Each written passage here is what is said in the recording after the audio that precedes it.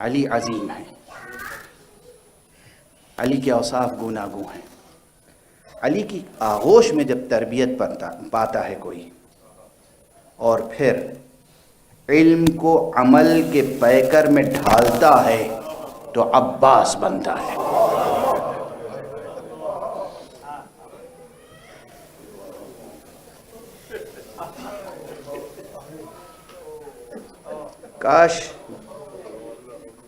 کاش مجھ میں طاقت ہوتی اور دامن وقت میں گنجائش ہوتی جو میں اپنے اس جملے کی تشریح کر سکتا۔ ابو الفضل العباس، ابو الفضل کیا کنیت ہے، ابو الفضل، یہ کنیت عجیب و غریب ہے۔ ابو الفضل العباس، آرزو قلب مرتضی، دعائے علی مرتضی۔ علی نے وہ خاص چیز جو رب سے مانگی ہے اس کا نام عباس ہے۔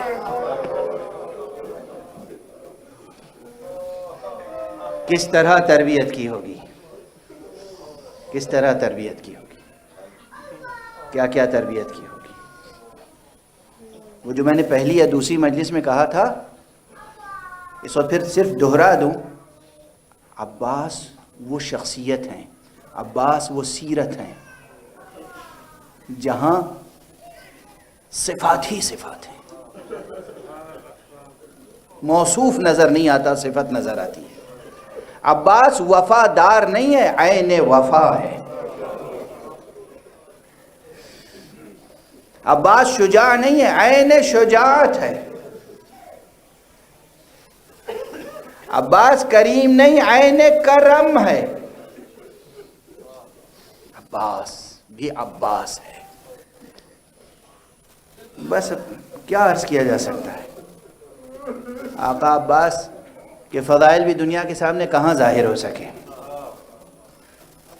میدان جنگ میں بھی آپ کی شجاعت ظاہر نہ ہو پائی۔ جو حق تھا داد شجاعت دینے کا نہیں دے پائے، اس لیے کہ آقا نے اجازت نہیں دی تھی۔ کیا کیا آزمائشوں سے گزرے ہیں کربلا والے۔ اکثر آپ کے سامنے دو تین جملے ریفرنس کے طور پر ذکر کیے جاتے ہیں۔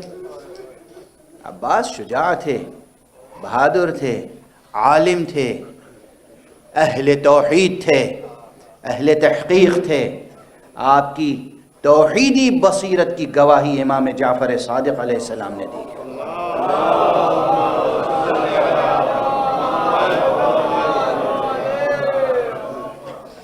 لیکن شجاع ہونے کے باوجود، عالم ہونے کے باوجود، صاحب نظر ہونے کے باوجود امام وقت کے آگے کس طرح مطیع و فرما بردار کی حیثیت سے رہتے ہیں۔ ابو عبداللہ الحسین کی مرضی کے خلاف کوئی کام نہیں ہو سکتا تھا۔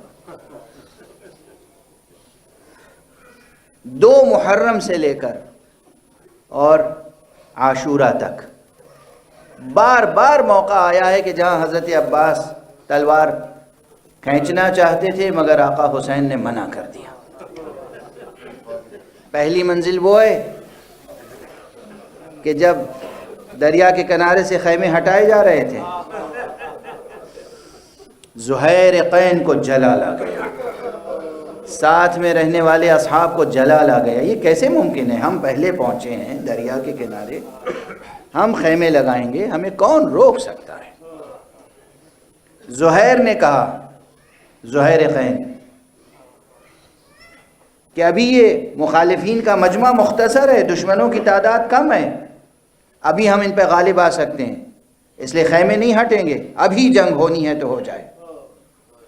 امام حسین نے نہ صرف یہ کہ جنگ کی اجازت نہیں دی بلکہ عجیب و غریب تدبیر اختیار کی۔ قبل اس کے کہ یہ جنگ کے خواہش مند اصحاب حضرت عباس کو اپنا ہم خیال بنائیں، قبل اس کے کہ حضرت عباس تشریف لائیں جنگ کی درخواست لے کر، پہلے گئے جناب زینب کے پاس، آقا حسین بی بی زینب کے پاس گئے. بہن زینب تمہارے اوپر اسرار پوشیدہ نہیں آئے. بہن یہاں کربلا آنے کا مقصد واضح ہے نا. نانا کی، مادر گرامی کی، بابا کی وصیتیں یاد ہیں نا. تو بہن ہمیں اپنی طرف سے جنگ کا آغاز نہیں کرنا ہے. بھیا پھر کیا بات ہے، مجھے کیا خدمت انجام دینی ہے؟ کہا بس عباس کو واپس بلا لو. عباس کو بلا لو اور کہو بھیا عباس، یہ جو آپ کے ساتھی، یہ جو آپ کے سپاہی، یہ جو آپ کے جانثار جنگ چھیڑنا چاہتے ہیں، ان سے کہہ دیجئے ابھی جنگ کا موقع نہیں ہے. اللہ اکبر. بی بی جناب زینب نے بلایا، اور جناب عباس کا انداز کیا ہوتا تھا بی بی کے سامنے؟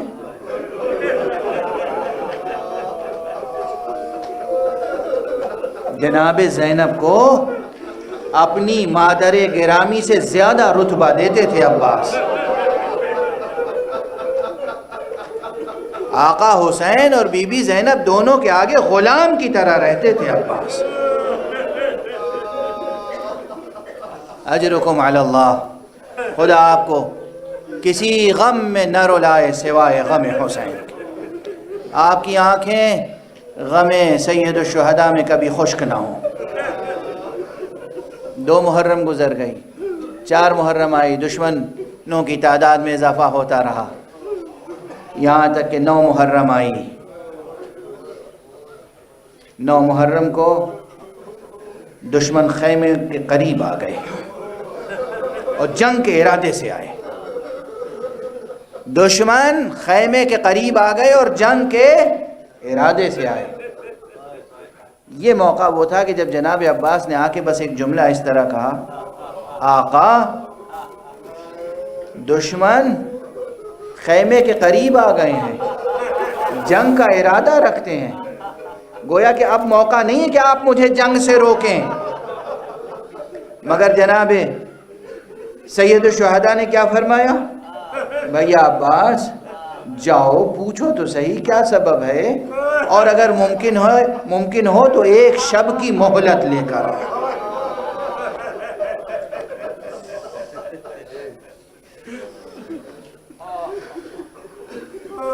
میرے والد ماجد رحمت اللہ علیہ کربلا معلی میں عشرہ پڑھا کرتے تھے، اور وہ جناب عباس کے مصائب میں ایک جملہ کہا کرتے تھے.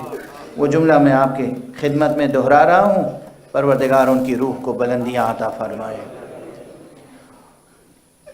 فرماتے تھے انہوں نے اپنے مشائخ سے، اپنے بزرگوں سے یہ روایت سنی تھی، اور اسی طرح فرماتے تھے کہ جب حضرت عباس دشمنوں کے سامنے اور پوچھا کیا سبب ہے تمہارے آنے کا، کہا کہ حاکم کا حکم آیا ہے کہ بس جنگ چھیڑ دی جائے، یا حسین بیعت کریں یا جنگ. کہا اچھا. اپنی تلوار کی نوک سے زمین پر ایک نشان کھینچ دیا. کہا دیکھو اس نشان سے آگے نہ بڑھنا جب تک میں آقا سے پوچھ کر واپس نہ ہوں. کیا جاہو جلال عباس ہے، اور کسی میں مجال نہ ہوئی جو اس نشان سے آگے بڑھتا. یہ شاعرانہ مضمون نہیں ہے، یہ کرامت ہے، یہ عظمت ہے عباس. اس نشان سے آگے نہ بڑھنا جب تک میں آقا سے پوچھ کے واپس نہ ہوں. آئے، کہا آقا وہ جنگ چاہتے ہیں.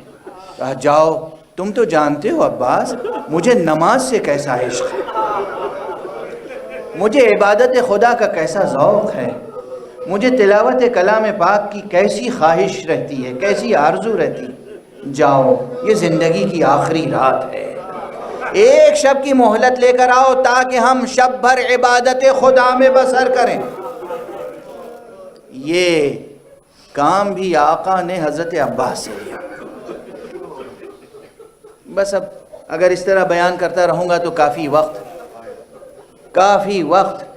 صرف ہوگا اور خود مجھ میں اب طاقت نہیں ہے، اس لیے چند جملوں میں سمیٹ دوں۔ مہلت ملی، شب عاشور آقا نے کس طرح گزاری، یہ تفصیل ہے انشاءاللہ شب عاشور کی مجلس میں گزارش کروں گا۔ صبح عاشور نمودار ہوئی، علم فوج حسینی کا حضرت عباس کے سپرد کیا گیا۔ خود علم کا سپرد کر دیا جانا، اس کے معنی یہ تھے کہ عباس کو اذن جنگ نہیں آئے، اس پرچم کے نیچے ہیں لوگ، جائیں گے جنگ کرتے رہیں گے، عباس پرچم کی حفاظت کر رہے ہیں۔ جب بہت شہادتیں گزر گئیں اور اب حضرت عباس تدبیر سوچ رہے تھے کہ کس طرح آقا سے اجازت لیں، تو ایک تدبیر حضرت ابو الفضل العباس نے یہ اختیار فرمائی، جا کے کہا آقا آپ سماعت فرما رہے ہیں، خیمے میں بچے لاتش لاتش کی آواز، آقا سکینہ تمام بچوں کو لے کر میرے پاس آئی اور کہہ رہی امو جان یہ بچے پیاسے ہیں، امو جان کیا پانی کی کوئی سبیل ہو سکتی ہے؟ آقا اگر اجازت ہو تو پانی کی کوئی سبیل کروں۔ امام حسین علیہ السلام کی آنکھوں میں نمی ہے، پلکوں پہ قطرے ہیں آنسوؤں کے۔ ایک مرتبہ عباس کو دیکھا اور دیکھنے کے بعد کہا عباس اچھا ہاں اگر پانی کی سبیل کرنی ہے تو جاؤ، تمہیں اجازت ہے۔ جناب عباس کے ہاتھ میں اس وقت بھی ایک ہاتھ میں علم ہے، ایک ہاتھ میں مشکیزہ ہے، ایک ہاتھ میں نیزہ ہے۔ کیا ذمہ داریاں ہیں ابو الفضل العباس علیہ السلام پر، کس طرح داد شجاعت دیں؟ بس 2-3 فقرے۔ جناب عباس تشریف لے گئے، سب مناظر آپ کی آنکھوں میں پلکوں پہ سجے ہوئے ہیں۔ جنگ کیے بغیر تو دریا تک نہیں پہنچ سکتے تھے، تھوڑی سی جنگ کی، آقا کی تھوڑی ہی سی جنگ میں دشمن کی فوجیں چھٹ گئیں، دریا تک پہنچے اور مشکیزے کو بھرا۔ مشہور واقعہ ہے کہ دریا سے ایک چلو پانی اٹھایا مگر پیا نہیں، نوش نہیں فرمایا، پیاس نہیں بجھائی، چلو میں پانی اٹھایا اور پلٹ کے خیمے کی طرف دیکھا۔ اب میں کیا عرض کروں آپ سے، یہ تو عباس ہیں، یہ تو عباس ہیں، آپ سنتے آئے ہیں جس راہوار پر عباس تشریف فرما تھے، اس گھوڑے سے کہا کہ مجھے معلوم ہے تو بھی پیاسا ہے، یہ فرات کا پانی ہے، پانی پی لے۔ عباس کے گھوڑے نے بھی پانی پینے سے انکار کر۔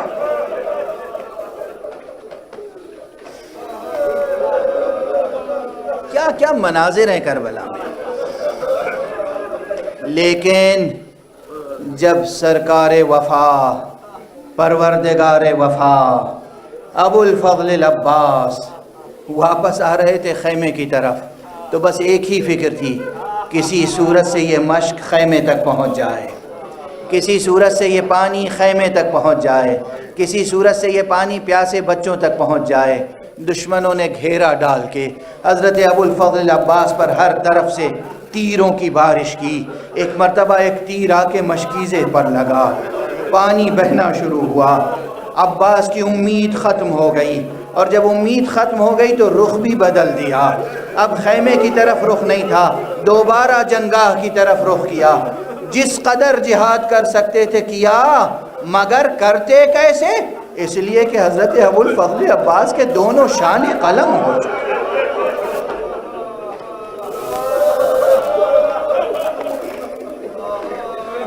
بس ایک فقرہ کہوں آخر مجلس،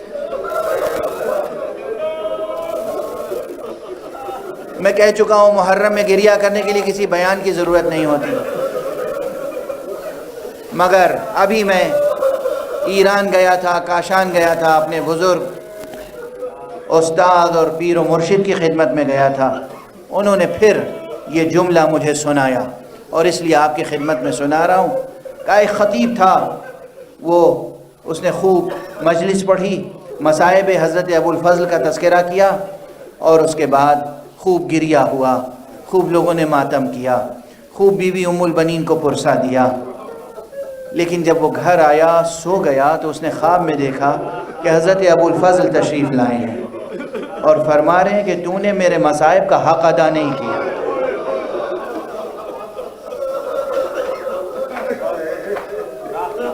اس نے دست ادب جوڑ کے کہا آقا میں نے کوئی کوتاہی تو نہیں کی؟ کہا نہیں، تو نے یہ جملہ نہیں سنایا، یہ بات نہیں بتائی کہ تمام شہداء کی شہادت میں اور میری شہادت میں بڑا فرق ہے۔ ہر شہید ہونے والا جب گھوڑے سے زمین پر آتا تھا تو اس کے دونوں ہاتھ سلامت ہوتے تھے، پہلے وہ ہاتھ سے زمین پر ٹھہرتا تھا اور اپنے سر کی حفاظت کرتا تھا، مگر جب میں زمین پر آیا ہوں میرے دونوں شانے قلم ہو چکے تھے، میں تو اپنی پیشانی کے بل زمین پر آیا ہوں۔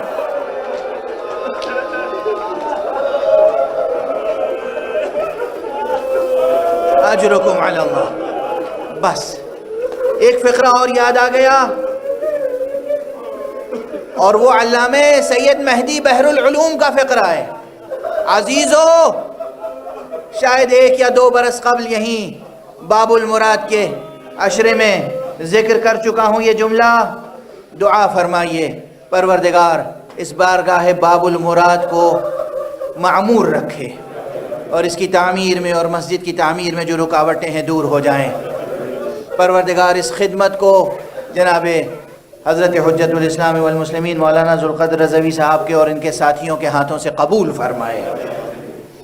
میں عرض کر چکا ہوں کہ کسی نے جناب علامہ سید مہدی بحر العلوم سے پوچھا کہ یہ بتائیے حضرت ابو الفضل العباس کا جسد مبارک بدن